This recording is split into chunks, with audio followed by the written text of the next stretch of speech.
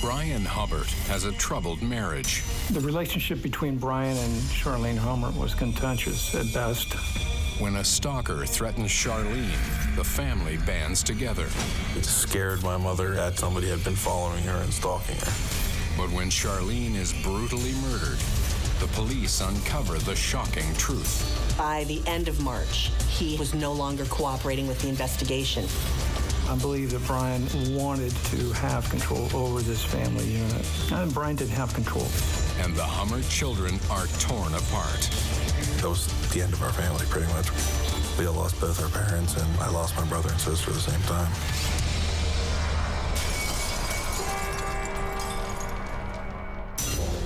Brian Hummert is a small-town family man, longtime husband to Charlene and a father of 3.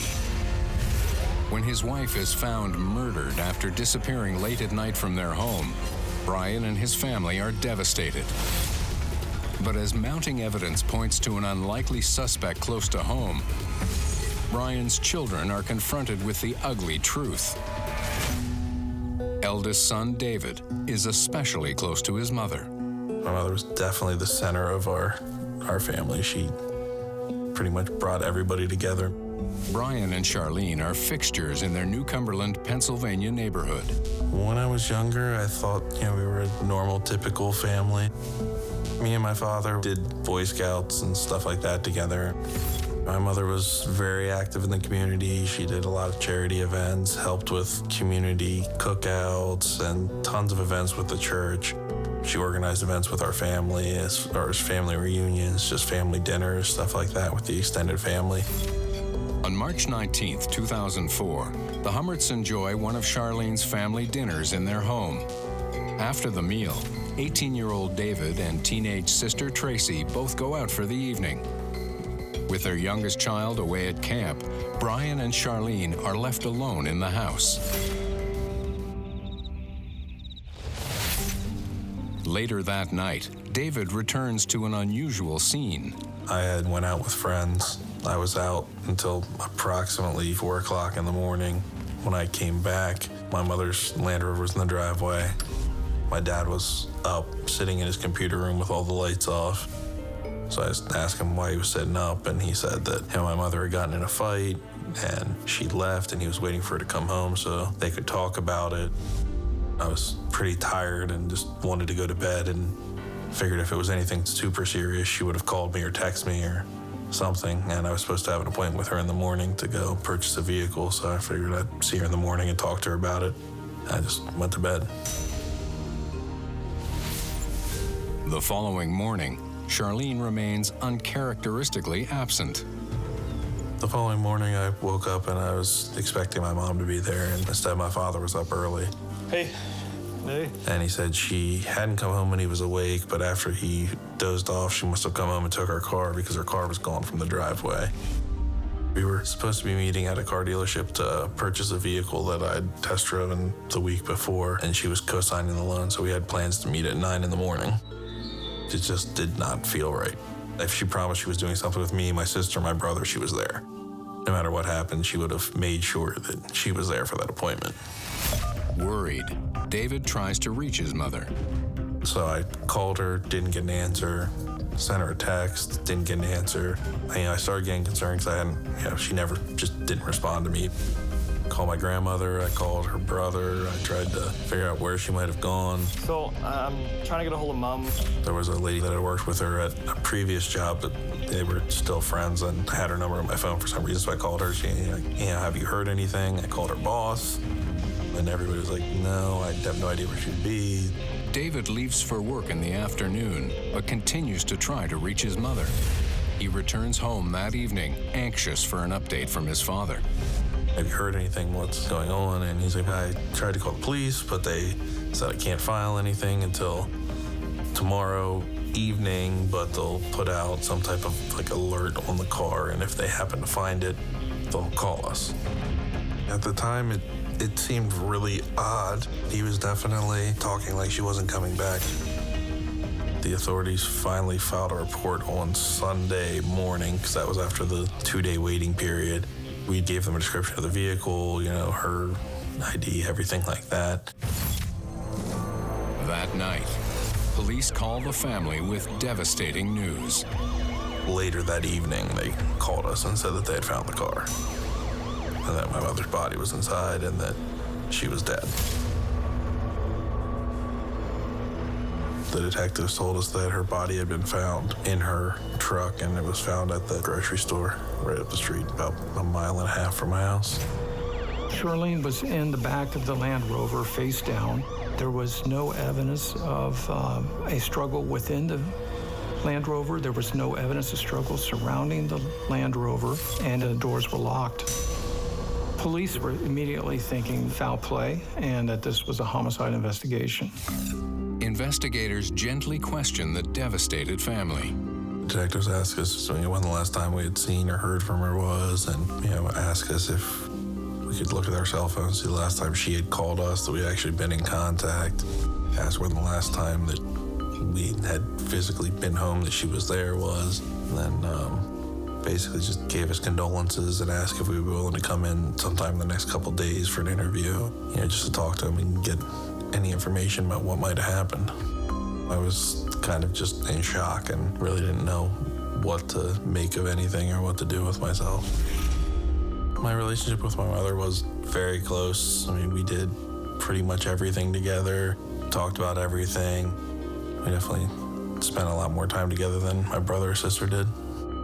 As David struggles with his tragic loss, investigators from the local police force find there is an abundance of physical evidence to sort through. In addition to Charlene's body, some of the things that were gathered at the scene where she was found would include the straw that was tangled in her hair, the soil and debris that was on her clothing that police thought got there by her being dragged. Police also request surveillance video from the grocery store that they hope may show the image of their killer. But the most promising lead comes from an unexpected source. When detectives look into Charlene's past, they uncover a disturbing detail. 2 years earlier, Charlene had been the victim of a stalker. Around Christmas 2001, we had gotten a letter from a stalker that was following my mother around and claimed to be an ex-boyfriend from high school or college. The letters included glamour shots of her that she had taken for her husband as a present. It scared my mother that somebody had been following her and stalking her. The stalker reports that there was an affair with Charlene, and Charlene was responsible for the destruction of the stalker's relationship with his significant other and was seeking revenge. And the stalker is now following Charlene and reports that Charlene is buying lingerie, has a particular tattoo, and was not wearing a wedding ring. My mother was shocked, angry, denied everything, and said that nothing had ever happened, that she never cheated, that there was no affair. The shaken Hummert family rallies around Charlene. My father put an alarm on the house, cameras up to try and catch this stalker.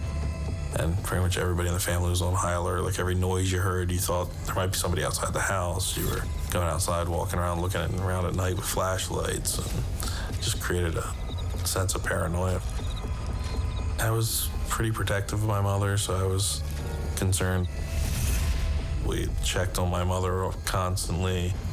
The stalker said he followed her to work, knew what her car was, so she would drive my car sometimes, drive my father's car sometimes, just to throw off this person.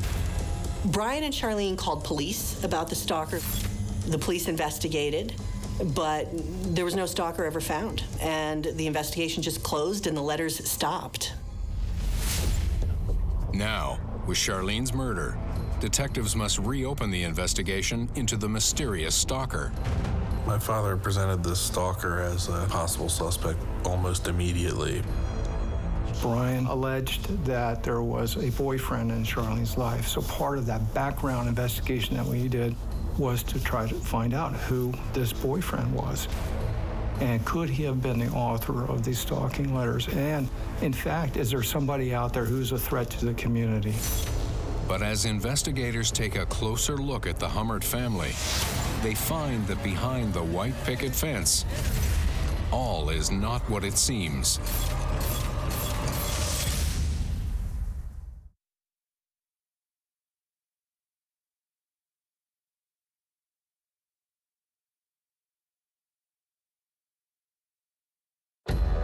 Small-town dad Brian Hummert has everyone fooled when he blames his wife Charlene's brutal murder on the stalker who tormented her in the past.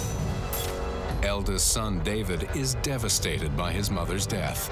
I think at the time I was pretty much just in disbelief and shock. I just kind of didn't want to accept it, so I went to do anything that would make me not think about it, which didn't work, of course. David has no idea who is responsible for his mother's death, but he knows they're not the picture-perfect family they appear to be. My father was mentally abusive pretty much the whole way through childhood. He was just very angry. If you did something wrong, he'd yell and scream at you, call you names, just beat you down emotionally.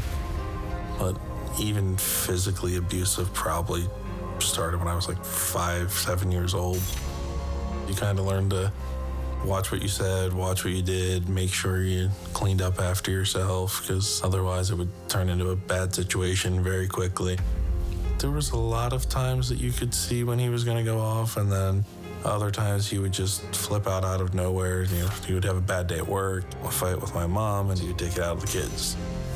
I think we just became the targets because, you know, when you're young, you're weaker and you can not really fight back and not really do anything about it, and he just was a bully.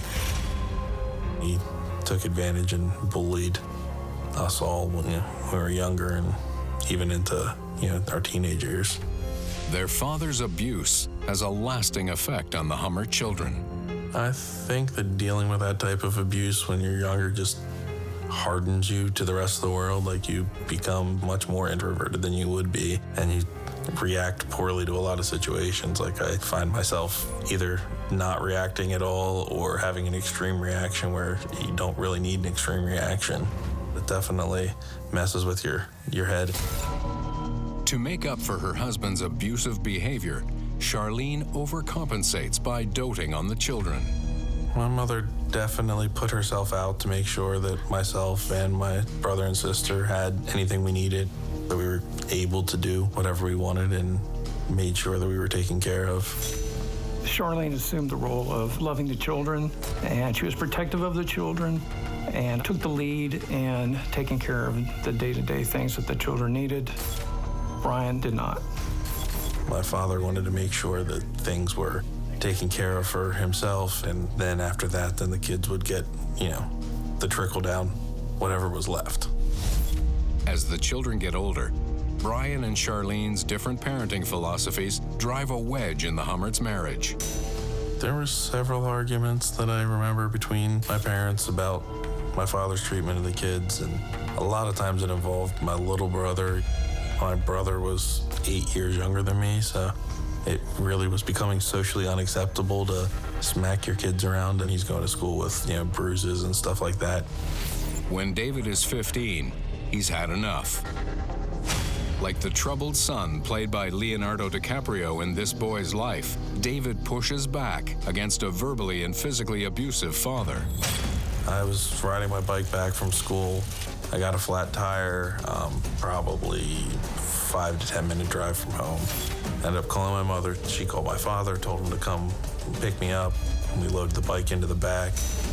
And when we got home and went to unload the bike, one of the pedals got caught on the rear seat upholstery and put like a small tear in the seat when we were getting it out. And he pushed the bike back into my face pretty much as hard as he could. Look at what your bike did! We got into a fight in the carport just outside of his vehicle. And one of the neighbors saw and had called the police because we were yelling and screaming and fighting with each other.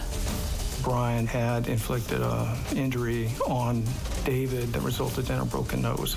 And there was a great deal of psychological abuse and verbal abuse on the part of Brian directed towards David in particular.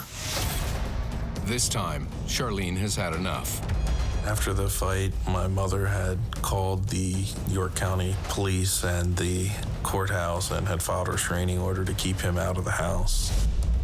In 1999, Brian and Charlene separated, and that was because the Child Services Agency here in York County was investigating Brian for alleged abuse against his children.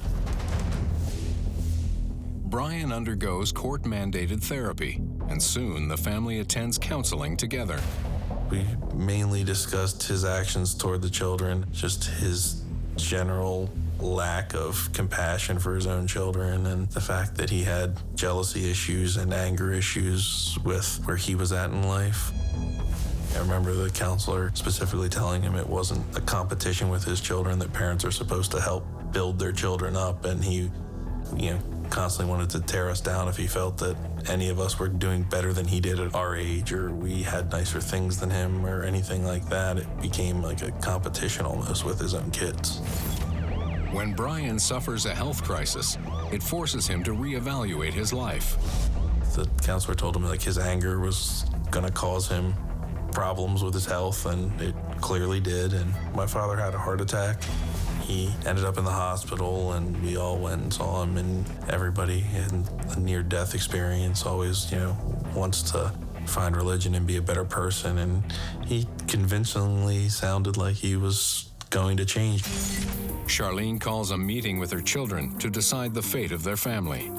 My mother said she wasn't going to let him back without all of us agreeing to it. And I think the main one that, she was waiting on approval from was me, because we had such a physical fight that led to him being thrown out in the first place. So she was not letting him back in without me saying that I was okay with it happening. We all sat down and talked and agreed to let him come back and try again. With Brian back at home, the hope of a peaceful family life looks promising. Brian throws himself into the role of doting dad, trying to erase the years of neglect and abuse. He was definitely trying to, go over the top with, going to get ice cream with the family and going to have family dinners, and wanted us all to be home for dinners every night, and just a bunch of stuff that never happened when we were growing up. So it was very odd that all of a sudden it was every night he wanted to have a family dinner. It was just very 1970s TV family. It's just weird with the dynamic of how it had been prior to that. Shortly after Brian's return, the newly reunited family is threatened when Charlene receives the first letter from her menacing stalker. David braces for the worst, but the new and improved Brian Hummert stands by his wife. My father's reaction was uncharacteristically supportive. Normally anything like that would have sent him off the edge. He would have been flipping out, screaming, yelling, but he was very supportive and actually a good husband at the time. For a while, it seemed like it was helping the relationship, that there was this outside force of fear coming in. They got closer. It seemed like he might actually be changing. Maybe he does have some redeeming qualities. At least he's a decent husband. If he's not a decent father, at least he is supportive of my mother. There was a second letter that had come after that claimed that there was an affair between this stalker and my mother. But my father wanted to be the hero and said he was going to take care of it and make sure everybody was safe. Brian seems like a changed man. But before long, the real Brian Hummert returns. Over time, we ended up getting right back into the same thing, pushing, shoving, throwing stuff. Tried to kick me down the staircase one time. It quickly escalated back into being just as bad as it was before he got thrown out. For David, his father's relapse is strangely reassuring.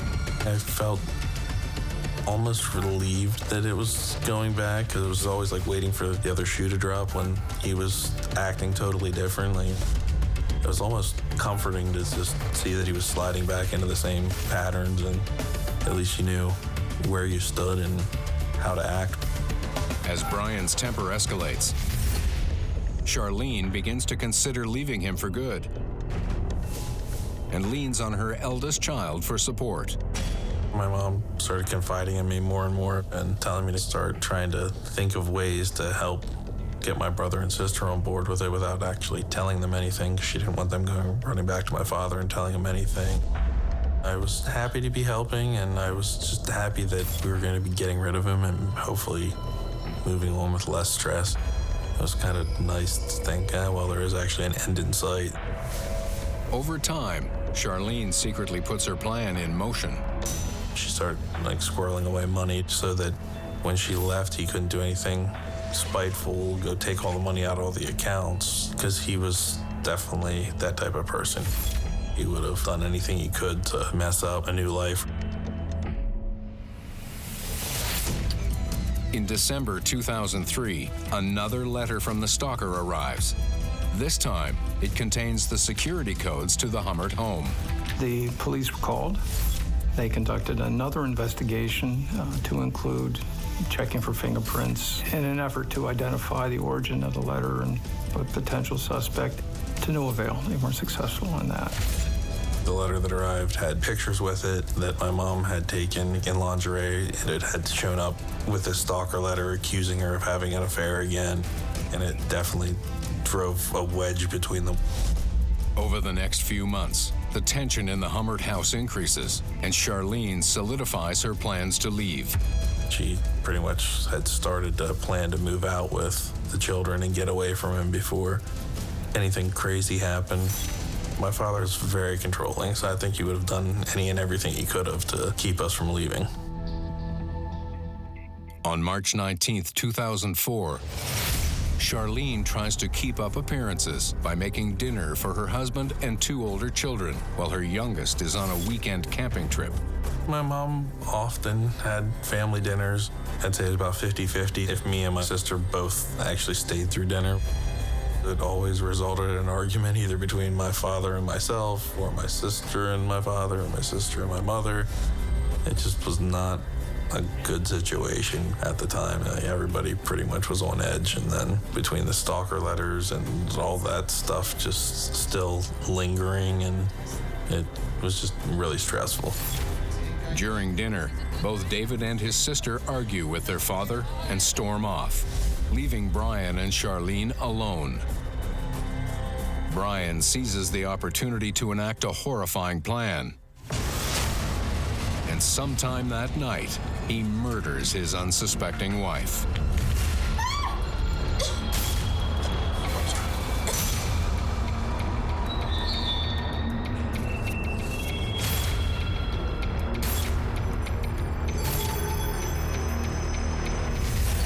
When Charlene's body is found 2 days later, Brian points the finger at her stalker, confident he's gotten away with murder.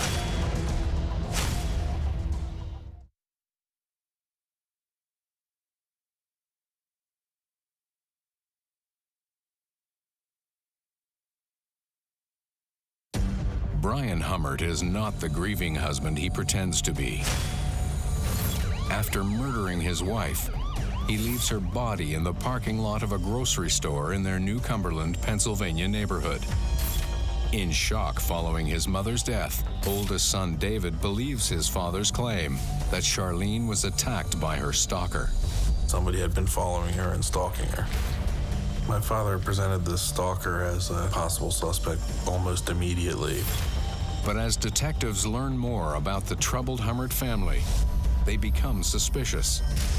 The relationship between Brian and Charlene Hummert was contentious at best.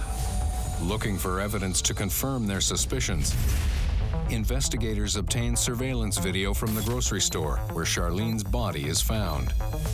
The video shows a lone man entering the store around the time of Charlene's death. So he walks into the store and his image is captured by several different cameras, and he buys a bag of dog food. I believe it was at 6 in the morning or so, and then walks out. In the video, it's clear that the man is wearing a blue parka and black boots, but his face is obscured. An examination of the body, however, reveals some promising information. Cause of death was determined after a forensic autopsy was conducted. And the result of the autopsy showed ligature strangulation, although it wasn't clear exactly what the instrument was that was used. Also, numerous injuries on Charlene's person, her body, that indicated there was a bit of a struggle, and her body was moved as well. But after police release the body, new evidence comes to light. After the autopsy, Charlene was sent to a funeral home, and her body was embalmed. And the embalming process highlighted the injury pattern on her neck. From the injury pattern, investigators determined that Charlene was strangled by some kind of modified dog collar. Despite their devastation, David and his siblings aid in the investigation. I volunteered to help however I could when the detectives asked me to come in for an interview. I'm willing to go out of my way to help with whatever they needed. My brother and sister, pretty much the same thing, said whenever, whatever you need, whatever questions you need answered. They had several people that they were looking into through the stalker letters, and an ex-boyfriend that didn't necessarily have to be the stalker, but could have been, and other people of interest.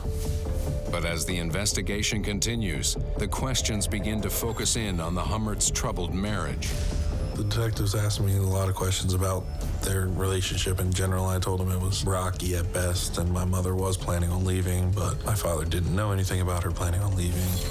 David has no idea that his father is a suspect, but Brian quickly goes on the offensive. My father was very just immediately suspicious and just kept saying that the police always blame the husband and he's going to be the suspect, and just acting really paranoid. Charlene's body was found on March 21st, and by the end of March, he had retained an attorney and, according to police, was no longer cooperating with the investigation. His attorney said that that wasn't true, that he was continuing to cooperate, but when I checked with police, they reiterated that the cooperation had ended. It was just odd that my father refused to help the police. He was very upset that I was talking to the police and I was cooperating with the investigation. But as the investigation continues, Brian becomes uncharacteristically supportive. My father just started being very nice, offering to help me with things kind of in the way like my mother used to. Just said, if you need a car, if you need money, I'm, more than willing to help you out. Just, it felt like he was just trying to bribe me. It all adds up, and David comes to a startling conclusion. His father is the #1 suspect. Over time, just with helping them with the interviews, they ask about, for fingerprints, for exclusion, DNA, different stuff. And just the way my father had been acting, refusing to help them. He said they were looking to pin it on him. And their questions kind of more and more narrowed down on, information about him, his whereabouts, things around the house. It became more and more apparent that they were certain that it was him and that something was going to happen. David struggles to come to grips with his new reality. It was just a ridiculous situation to be in. I don't really know how else to describe it. It was like a bad movie. You don't know what's going to happen next. You don't know what's going to happen day to day. You're hoping that the police arrest him and get it over with. And another party is hoping that they find somebody else, because you don't want to admit that, you lost not only one of your parents, but both of your parents. With police suspicion against Brian mounting, evidence begins to pile up. They were able to link the fibers, plant material, and especially the soil that was found on Charlene's body to soil that is unique to the geography immediately inclusive of the Hummert house and immediately surrounding. In addition to proving that Charlene was dragged outside her own home, another link to the Hummert's house is found.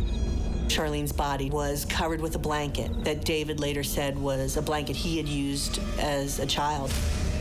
As the evidence piles up, Brian's behavior begins to frighten his son. As it went on, it became more and more apparent that they were certain that it was him and that something was going to happen.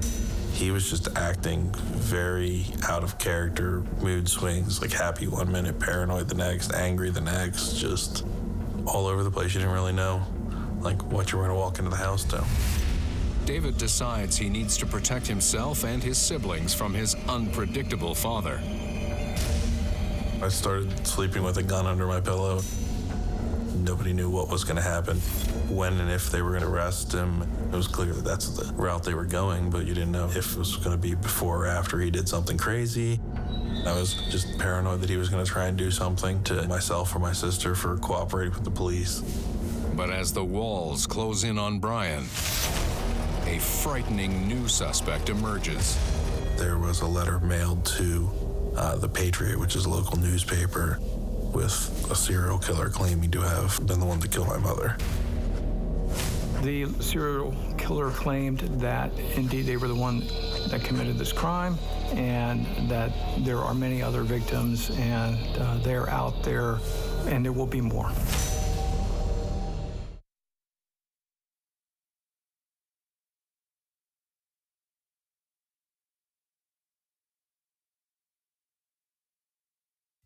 Small-town Pennsylvania mom Charlene Hummert is found strangled to death in the back of her car in the parking lot of a grocery store less than 2 miles from her home. Her husband, Brian, is the prime suspect. Brian points the finger at the stalker who terrorized Charlene in the past. But when letters are delivered to the police and the media claiming a serial killer is the culprit, the Hummert family find themselves at the center of a media storm. At the time, it almost seemed like a movie. Like, it was not only just very odd for our small town that, like, there would be a murder, let alone that it was then there was this stalker and then a serial killer. I had news reporters coming to my school. I was followed to the mall one time by, somebody that I recognized as somebody that works for one of the news stations from outside my house. It was numbing, sort of, just, it kind of was like one thing after another, after another, after another, and you didn't know what was going to happen next or what the actual truth was. But as the investigation continues, David realizes that the police still have their sights set on his father, Brian. Talking to the police at the time, it just seemed like they didn't really seem to believe these serial killer letters. The serial killer letters surfaced a little while after the investigation was starting to gain some momentum. Those of us who investigate crimes like this recognize efforts like this as crime staging. Staging is defined typically as the person who is responsible for the act thinks that everyone else thinks he is responsible for the act, and therefore is compelled to do something to draw the attention away from themselves. Police suspect that the letters are coming from Brian himself. My opinion is that Brian was feeling that he was the focus of the investigation, and the serial killer letters were an attempt to throw the police off the trail and put our attention somewhere else away from him. Naturally, we took another look at Brian Hummert, a closer look, and then began trying to figure out how we can determine the author of these letters. Investigators use both handwriting analysis and forensic linguistics to analyze the serial killer letters. The judge approved a search warrant to go to Brian's home and look for other documents that we could send back to the handwriting expert and the linguist for their opinion as to whether or not all the documents matched. And as it turned out, we found Brian's computer. When they examine the computer's contents, police discover something unexpected. We seized the computer, and from the computer they extracted documents that matched the previous stalker letters. So it appeared that Brian had wrote the previous stalker letters from that computer. They found evidence that showed that Brian had had Charlene's glamour shots, that he had ripped them up and put them in an envelope, and that was in his office area.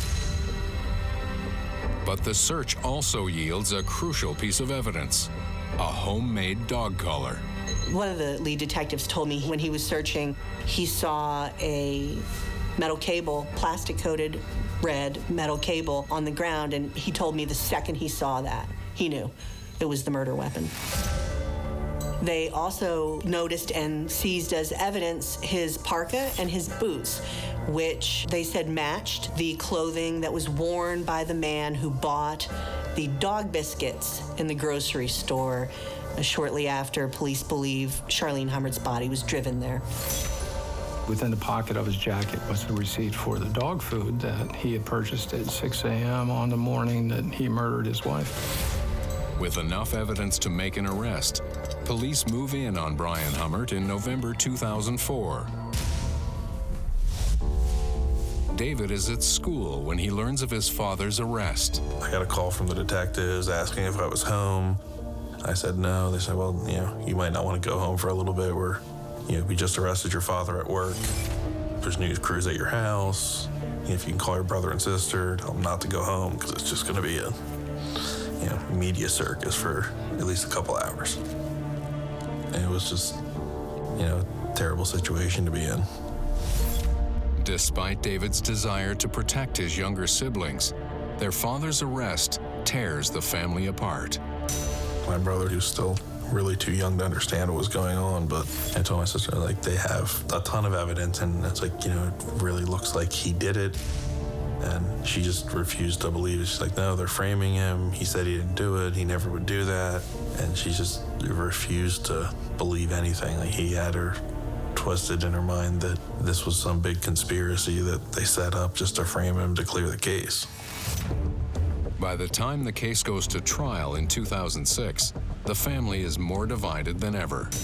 My sister refused to help in any way with the investigation, and she testified on the defense side and also as a character witness for my father.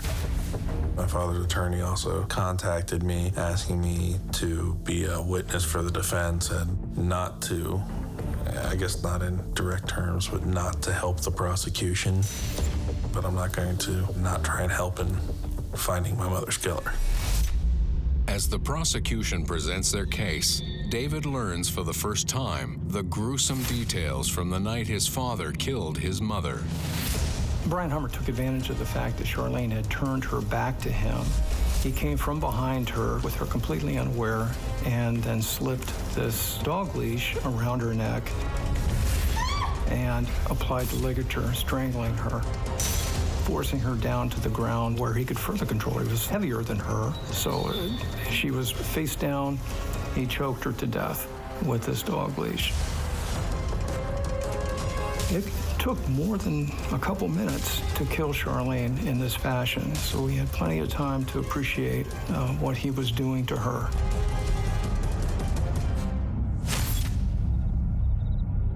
Following the event, he takes extensive steps to cover the crime. The evidence showed clearly that Charlene was drugged from inside the Hummert house, through the yard, into the garage, and then into her own vehicle. Brian picked her up and put her in, face in, and then tried to push her all the way into the vehicle. She was too tall for the back, so her legs were bent. There was some moisture on her person and around her in the back of the vehicle. I believe that came from being transferred from the house into the Land Rover. At 4 a.m., David comes home. Looking back, I think that she had to be in the car when I got home, which is kind of disturbing to think about the fact that I probably walked within 5 feet of my mother's body. Didn't even realize it. But it was almost like he was waiting for me to come home because he knew I was going to come home at some point before he moved everything. Brian got a blanket that both his sons had used as boys, covered her with that blanket, her son's blanket, and drove her to a nearby grocery store. There, he left the Land Rover. And police say one of his big mistakes was, instead of merely leaving, he decided to go into the store and buy a big box of dog biscuits for their dog.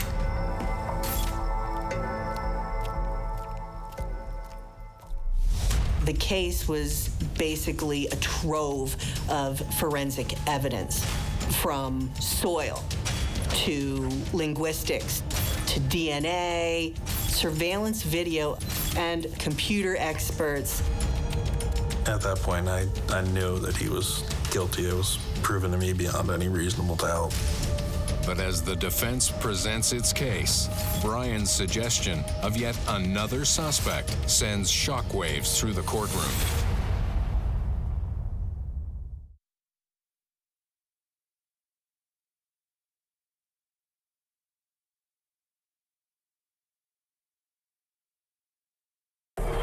Small-town Pennsylvania father Brian Hummert is standing trial for first-degree murder in the 2004 death of his wife, Charlene. The prosecution presents a trove of damning evidence, laying to rest any doubt in the mind of Brian and Charlene's eldest son, David. At that point, I knew that he was guilty. It was proven to me beyond any reasonable doubt. But as the trial continues, the defense team readies a theory of its own. His defense was pretty bare bones. There wasn't a lot of evidence. It was just an attempt to dispute stuff. The whole time, my father was handing notes to his lawyer, both when I had testified for cross-examination and when other people had testified. You could see him handing notes to the attorney, telling him, I'm assuming, questions to ask. When David is called to testify, the defense shocks the courtroom. During my testimony, there were several questions that seemed to almost be trying to raise doubt, as if I could have done it. Just saying I was in better physical shape than my father. My mother was in better physical shape than my father, and then if there was a struggle and who had a better chance of overcoming her in a physical struggle. David's sister then takes the stand to reinforce the defense's theory. When my sister testified, she basically said that my father couldn't/wouldn't have done it, and that I had a temper. Made several, not open accusations, but a lot of innuendo that I could have done it.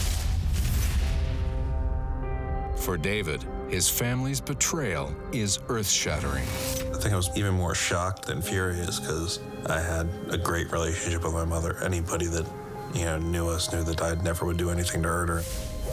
It was just disgusting that they would take things that far.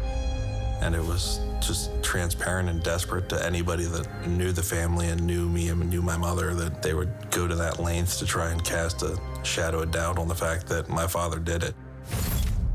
Despite the defense's attempt to deflect blame away from Brian, the jury returns a verdict in record time. We went to go get lunch, and we didn't even have time to finish eating lunch before they called us and said to come back to court, that the jury was back in. Brian Hummert is convicted of first-degree murder and sentenced to life in prison without the possibility of parole. I believe that Brian, at the end of the day, wanted to have control over this family unit. And Brian didn't have control.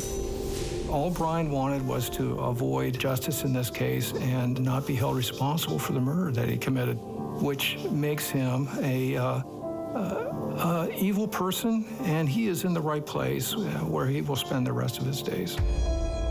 But the damage Brian's actions inflict on his family is far-reaching. At the sentencing hearing, David and his sister sit on opposite sides of the courtroom. During the sentencing phase of the trial, there was a ton of people that sat on my mother's side, including myself. And on my father's side of court, there was my sister and my father's parents. Since that date, my sister and I haven't spoken, my brother and I haven't spoken. That was the end of our family, pretty much. We all lost both our parents, and, I lost my brother and sister at the same time. After the trial, David leaves town to escape the constant public scrutiny. It was a very public trial. Everyone around the area had seen it in the newspaper, seen it on TV. I couldn't go to, a gas station, a supermarket, a bar, or anything without seeing somebody that, wanted to tell you they were sorry, which I'm sure they meant in a nice way to make you feel better. But the last thing you want to hear when you're trying to get over something is, I'm so sorry about your loss, You don't want to be reminded of it constantly. I was drinking heavily and, coping by trying to just make it through the day, get done with work, go to the bar, come home, do it all over again the next day for a while, and just try to not think about things and file it away and not feel anything, which doesn't really help. Doesn't really work. Even in death, David's mother comes through for her son in the same way she had in life.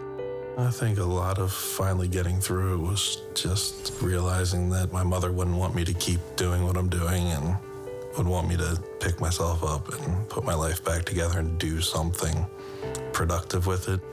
And I moved back, kind of reset my life, started working on cars again, started a business, I think the only positive out of a situation like this is it forces you to figure out what type of person you are and, put together the strength to go on and put your life back together, because it really does just tear you down to nothing. You have no choice but to either pick yourself up and do something good or just completely fall apart.